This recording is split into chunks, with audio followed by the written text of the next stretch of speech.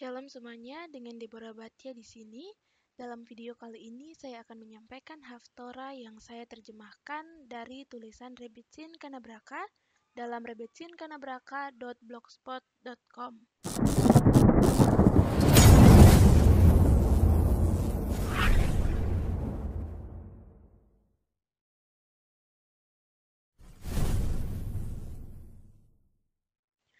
Haftorah Parashat Vayetse, kerja keras Yaakov untuk mendapatkan istrinya. Diambil dari kitab Hosea pasal 12 ayat 13 sampai pasal 14 ayat 10. Kesediaan untuk bekerja keras agar layak mendapatkan istri. Haftorah minggu ini menurut Askenazim dibuka dengan ayat yang berhubungan langsung dengan wanita. Yaakov melarikan diri ke tanah Aram dan di sana Israel bekerja untuk seorang istri dan untuk seorang istri yang dijaganya. Mengapa Nabi menyebutkan bahwa Yaakov atau Israel bekerja untuk seorang istri dan menjaga untuk seorang istri? Menurut Peshat, arti sederhana, setelah Yaakov bekerja 7 tahun untuk Rahel tetapi menerima Lea sebagai gantinya, dia harus terus menjaga kawanan Laban selama 7 tahun tambahan untuk mendapatkan Rahel. Fakta bahwa Yaakov bekerja sangat keras untuk menerima istri-istrinya mengajarkan kita betapa tinggi wanita itu dihormati dalam Taurat. Seorang pria perlu membuktikan dirinya layak untuk mendapatkan seorang istri. Mungkin pola dasar pembunuhan naga demi mendapatkan tangan sang putri berasal dari kisah Yaakov yang dengan Meshirut Nefes, pengorbanan diri yang agung, menyelamatkan Rahel dan Lea dari Laban yang jahat. Juga hari ini, pria perlu menghargai nilai wanita dan bersedia bekerja keras untuk pantas mendapatkannya. Ini bertentangan dengan sikap beberapa pria dewasa ini. Sepasang kekasih pernah mendatangi saya untuk meminta nasihat. Pria tersebut merasa bahwa untuk siap berkomitmen pada pernikahan, dia membutuhkan wanita tersebut untuk membuktikan dirinya layak dengan membantunya membangun bisnisnya. Pria ini harus belajar dari Yaakov dan memandang wanita secara positif sejauh dia merasa perlu untuk membuktikan dirinya layak untuknya. Wanita juga perlu membangun kepercayaan diri mereka, terutama wanita yang pernah mengalami pelecehan, mungkin memiliki citra diri yang rendah sehingga orang lain dapat dengan mudah memanfaatkannya. Bekerja untuk menanamkan citra diri seorang Bat Melek atau putri dalam diri mereka akan membantu mereka menyadari bahwa mereka berhak untuk mendapatkan seorang suami yang bersedia bekerja keras untuk mereka.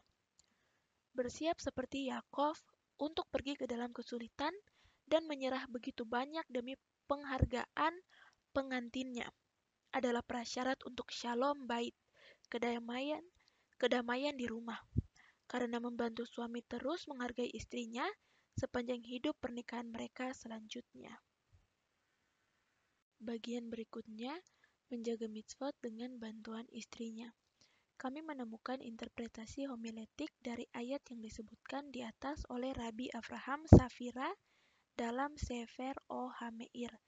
Dia menjelaskan bahwa bekerja atau melayani Avad mengacu pada penjaga mitzvot positif, sementara menjaga Shamar mengacu pada menghindari atau menjaga diri dari melanggar mitzvot negatif. Awalan Ibrani yang digunakan dalam untuk seorang istri adalah beit, yang juga berarti dalam atau dengan. Yaakov hanya bisa menjaga mitzvot baik positif maupun negatif bersama dengan istri-istrinya, karena istrilah yang memungkinkan seorang pria untuk melayani Hashem dengan kemampuan terbaiknya. Selain mitzvot yang tidak mungkin dipertahankan tanpa istri, seperti berbuah dan berkembang biak, istri juga memoles intan dari karakter suaminya. Dia menantangnya untuk mencapai potensi tertingginya, menjadi orang yang lebih sensitif dan peduli. Dia juga membimbingnya untuk meninggalkan cara lama dan mendorongnya untuk fokus pada misinya. Misalnya, dalam parasha Rachel dan Lea minggu ini, memberitahu Yaakov dengan satu suara. Sekarang, apapun yang Tuhan katakan padamu, lakukan. Bahkan saat ini, kebanyakan pria membutuhkan dukungan dari istri mereka untuk menjaga mitzvot, termasuk mitzvah untuk menyisihkan waktu tertentu untuk belajar Taurat. Bagian berikutnya, percikan jiwa Yaakov yang dijaga di dalam istrinya. Menurut Gerbang Reinkarnasi oleh Arisal, ayat kami memuat rahasia yang dalam tentang reinkarnasi jiwa. Yakov, ayah kami, bekerja 14 tahun untuk Lavan, untuk seorang istri, untuk menikahi putri-putrinya. Namun, mengapa Yakov harus mengembalakan domba Lavan yang jahat ini selama bertahun-tahun, daripada hanya lebih percaya pada Hashem, yang telah berjanji kepadanya, "Aku tidak akan pernah meninggalkanmu."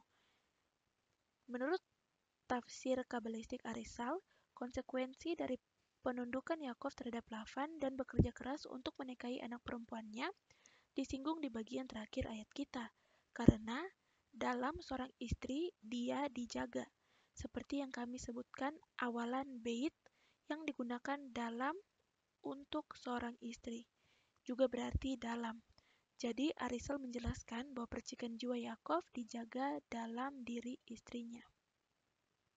Bagian berikutnya, Abigail, reinkarnasi jiwa dari jiwa Yakov. Pertama kali seorang pria yang memiliki hubungan dengan istrinya, dia menempatkan roh di dalam dirinya. Karena itu, Yakov menempatkan satu roh di dalam Rahel dan satu di dalam Lea.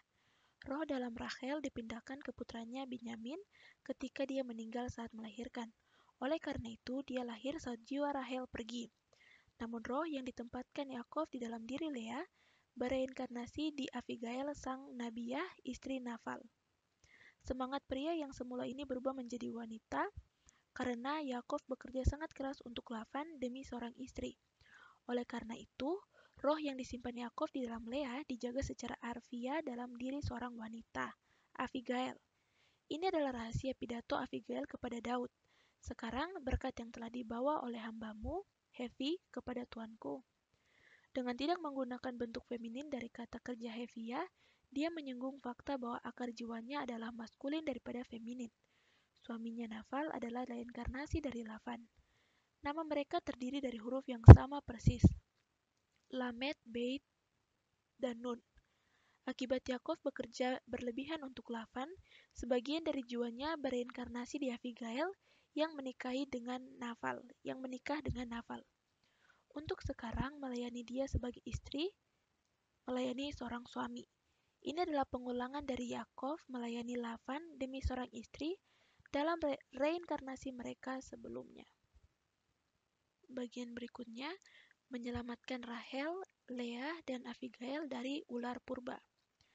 Rahasia sebenarnya di balik semua reinkarnasi ini adalah bahwa jiwa Yakov berasal dari Adam sebagai manusia pertama. Dari Adam, 2 tetes benih suci yang akan menjadi Rahel dan Lea jatuh ke dalam penangkaran ular purba. Yakov perlu bekerja menjaga domba Lavan selama bertahun-tahun sampai dia bisa mendapatkan 2 tetes suci dari Lavan yang jiwanya berasal dari ular. Baru setelah itu dia bisa menyelamatkan Rahel dan Lea dari tawanan ayah ular mereka. Kerja keras Yakov untuk Lavan berdampak pada banyak generasi dan berdampak pada Raja Daud yang juga merupakan reinkarnasi Adam. Itu adalah pekerjaan Yakov yang memperdayakan Daud untuk menyelamatkan Abigail dari kekuatan ular purba, yang dipersonifikasi sebagai angkatan laut, reinkarnasi Lavan. Ini adalah penyelesaian tikun bagi Adam untuk mengembalikan tetesan sucinya dari sisi lain.